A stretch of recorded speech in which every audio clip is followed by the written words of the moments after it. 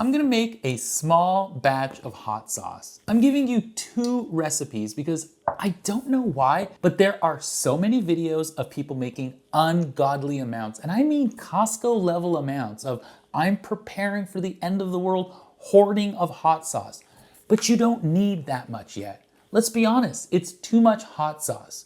What you might need is a basic template to start making a hot sauce, and I'm gonna show you 2 recipes I'm excited to share with some ingredients from my garden, an autumn-inspired Cayenne Pumpkin hot sauce and a Habanero Passionfruit hot sauce.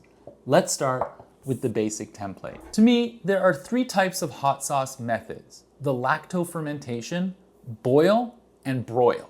See, lacto-fermentation is placing hot peppers and bell peppers, basically vegetables, into a large jar with a salt brine concentration of about 2 to 3% to kill any bad bacteria, but keeping the good bacteria. Then letting it ferment over a week or 2 or even longer. And for hot sauce, I personally tried making it twice. Once wasn't successful. It started to smell a little off and was forming a white fuzzy yeast, which I know is totally normal, but I chucked it just to be safe. And then the second time, I was successful once I got more comfortable with the process, and I didn't really care much for it. Now, I like fermented food like kimchi and sauerkraut, but I don't think much of it for hot sauce, given the time commitment.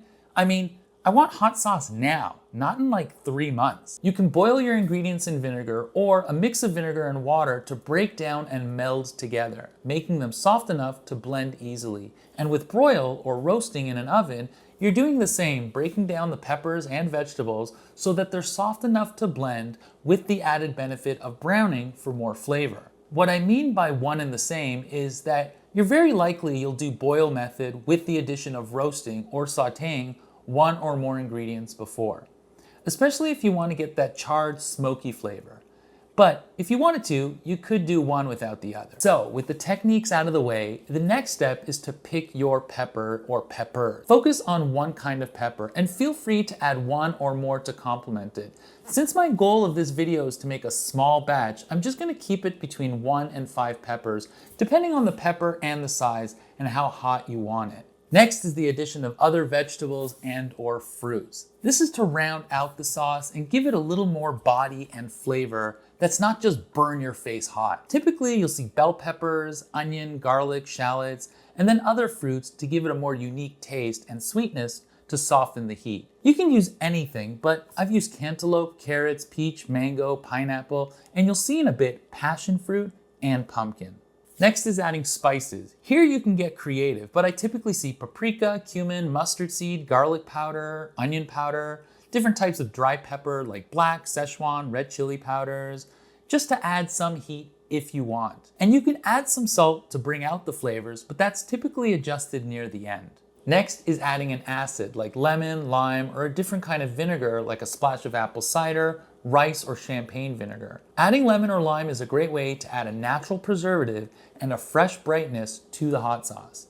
And again, you can do this near the end when tasting to see if it needs something bright. Then there's something you don't want to overlook. Don't forget to add some kind of sweetener.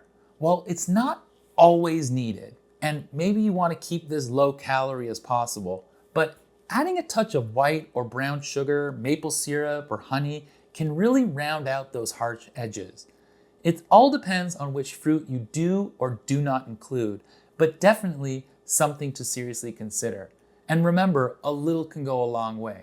And lastly, the final step is to blend it all together, thin it out if you want with some water or more vinegar, and you can strain it if you want to just make it the liquid. Now, let me show you these 2 seasonal sauces using this template.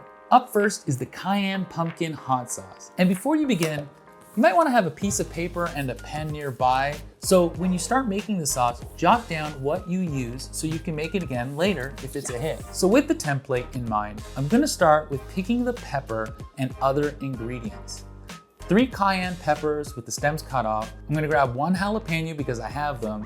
And I have this old dried ancho pepper that I've been meaning to use. Then the additional veggies for flavor. I'm going to use half an orange bell pepper, 1/4 of an onion, and 2 garlic cloves.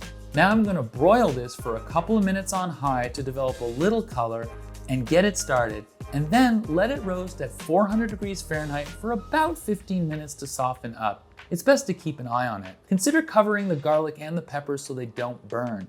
You can saute these in the pot, but the oven gives a deeper, sweeter flavor, bringing out the sugars of the veggies, especially the onion. Then I'm going to place the roasted veggies and the dried ancho pepper into the pot carefully and add a half a cup of vinegar and about a quarter cup of water. Add more if you need it.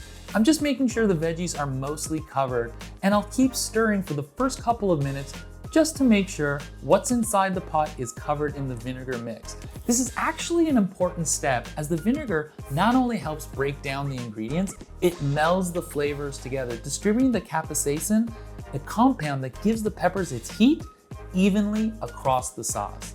Also, vinegar acts as a preservative, and this acts as the beginning of the sauce's consistency.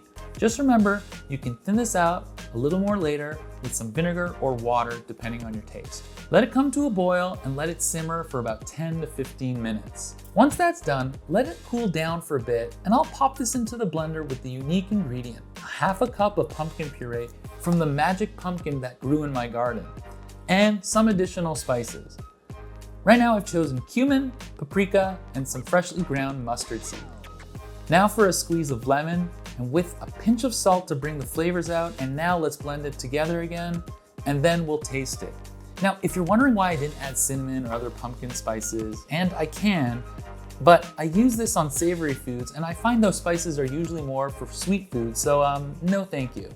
Okay, so right now we're gonna taste it. We're gonna find out if it needs a little more salt, a little more sweetness. I can add some sugar, and maybe a squeeze of lemon, and maybe thin it out with some water.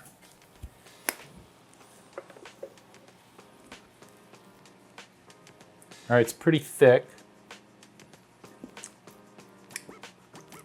Oh, that's good. Oh, that's hot. Oh, that is so yummy. Oh, all right, I'm gonna thin it out a bit. I'm gonna add a little sweetness to round out the edges.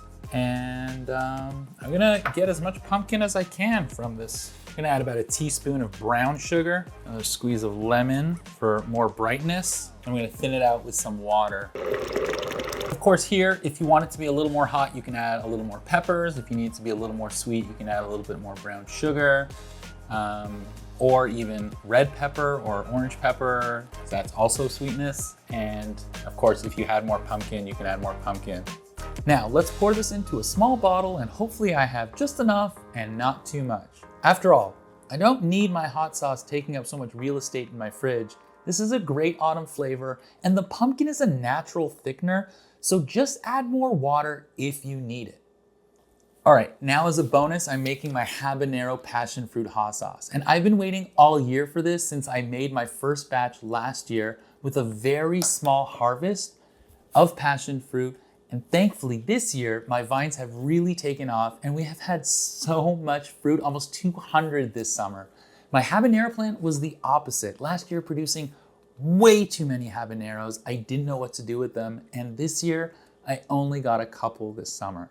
Habaneros are hot, and I know that there are even hotter peppers out there like the scorpion, ghost peppers, and the Carolina Reaper, but don't underestimate this guy. So I'm only using 2 habaneros, and for other vegetables, I'm adding 3/4 of a yellow bell pepper, 1/4 of an onion, 1 clove of garlic, and I'm going to broil these in the oven on low for a little, maybe 2 or 3 minutes, and then roast them in the oven at 400 degrees for 10 minutes to soften them up, especially the onion and garlic because raw onion and garlic can be fairly harsh. Then place them in the pot with a half a cup of vinegar and 1/4 of a cup of water and get it to boil and let it simmer for 10 to 15 minutes. Now, if you're making a massive batch, you'll have to cook it for a lot longer. But remember, this is about finding a recipe that you like first before starting your own hot sauce factory at home. Once that's done, cool it down and pop it into the blender and give it a little spin. Then let's add the spices. I'm gonna keep this fairly simple with some freshly ground mustard seed and some ginger. And you can use fresh ginger if you have it, I just didn't. And of course, now add the passion fruit. This fruit is both tart and sweet, so I'm going to start with 3 fruits since I'm trying to keep this to 1 bottle. But also, habanero hot sauce makes me hiccup hard and sometimes my head gets super itchy, meaning if this is really hot, so adding more passion fruit is a great way to soften that. Now, blend it up a bit and taste.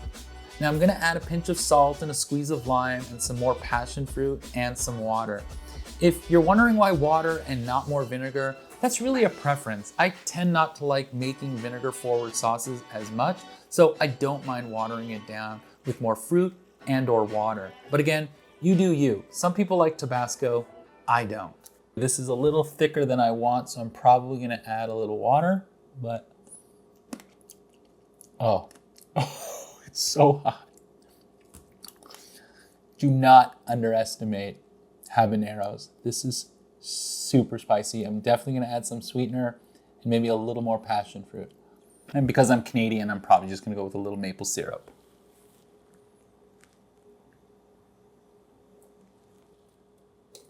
Nicely thinned out. Oh yeah. That maple syrup did wonders. It still has the heat. Yeah, this is good. You can, ooh. Now you could strain this out to get rid of some or all the seeds if you really want to smooth it out. I really like how the sauce tastes. It is hot and the specks make it look really beautiful. As for both sauces, these batches should last me a couple of weeks. I hope you pick one to try out this autumn. And of course, you're welcome to make a gargantuan bathtub amount of hot sauce now. Let me know how that goes. Every time.